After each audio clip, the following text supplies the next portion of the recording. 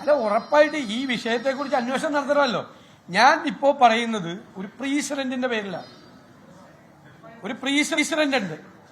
ഒരു പാലത്തിന് അതിൽ ചില അപാകതകൾ, നിർമ്മാണത്തിൽ അപാകതകളുണ്ട് എന്നതിന്റെ ഒരു റിപ്പോർട്ട് വന്നതിന്റെ പുറത്ത് ഒരു മന്ത്രിയെ പ്രതിയാക്കി, വിജിലൻസ് കേസിൽ പ്രതിയാക്കി ജയിലിലടക്കാൻ പോയ സർക്കാരാണ്. അപ്പൊ പാലം തകർന്നു വീഴുമ്പോൾ എന്താ മന്ത്രിക്ക് കൊടുക്കേണ്ടത്? അപ്പൊ എന്താ മന്ത്രിക്ക് കൊടുക്കേണ്ടത്? അതാണ് ചോദ്യം. ഞാൻ രണ്ടും കൂടി താരതമ്യപ്പെടുത്തിക്കൊണ്ടാണ്. അത് രാഷ്ട്രീയ വേട്ടയായിരുന്നു, ഇല്ലേ? രാഷ്ട്രീയ വേട്ട.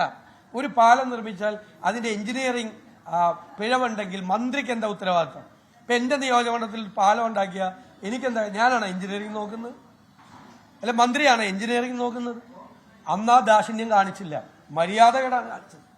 ഇബ്രാഹിം കുഞ്ഞിനോട് കാണിച്ച മര്യാദകേടാ. എന്തു പങ്കുണ്ടായിട്ടാണ്? ഒരു എഞ്ചിനീയറിംഗ് പിഴ ഒരു പാലത്തിനോ കെട്ടിടത്തിനോ വന്നാൽ മന്ത്രിയാണോ എഞ്ചിനീയറിംഗ് നോക്കുന്നത്? MLA ആണോ നോക്കുന്നത്? എന്നിട്ട് അദ്ദേഹത്തെ പ്രതിയാക്കി ജയിലിലടയ്ക്കാൻ നോക്കി. അതിന് ഇവര് ഉത്തരം പറഞ്ഞാൽ മതിയാവും. പാലം തകർന്നു വീഴും. ഞാൻ പറഞ്ഞല്ലോ, ഉത്തരവാദിത്വം ഏറ്റെടുക്കട്ടെ, പറയട്ടെ. അന്ന് പറഞ്ഞത് അങ്ങനെയല്ലേ? പിഴവുണ്ടെന്നുള്ള റിപ്പോർട്ട് വന്നപ്പോ മന്ത്രിക്ക് ഉത്തരവാദിത്വം ഉണ്ട് എന്ന് പറഞ്ഞ ഭരണ നേതൃത്വത്തിന്റെ തുടർച്ചയാണ് ഈ ഗവൺമെന്റ്. തുടർച്ച പറയണമല്ലോ.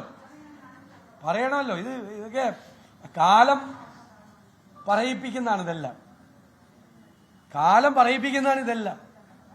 ഞാൻ പറഞ്ഞിട്ടുണ്ടല്ലോ പണ്ട്, കാലം പറയിക്കുന്നതാണിത്.